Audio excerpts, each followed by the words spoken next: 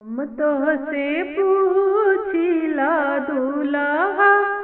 सुंदर दुल्हा दुल्हा सुंदर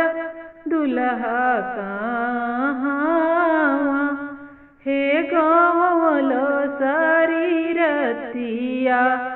कहाँ दिनवा गवनिया बाग बगैचवा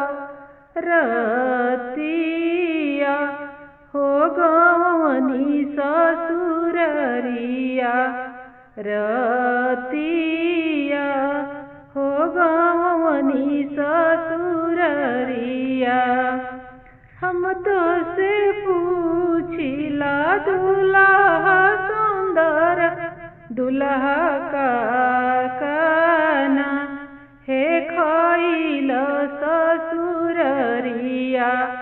काना हो खइल ससुररिया दिनवा में खैनी सामा कलपनवा यरपा कलपनवा रतिया हो सुरहिया गाय के दूधवा रतिया हो सुरहिया गाय के दूधवा हम तो से पूछिला दुल्हा सुंदर दुल्हा काना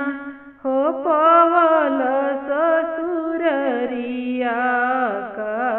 काना हो पवल ससुररिया दुआरा में पवनिया हाथिया से घोड़ावा अरे हाथिया से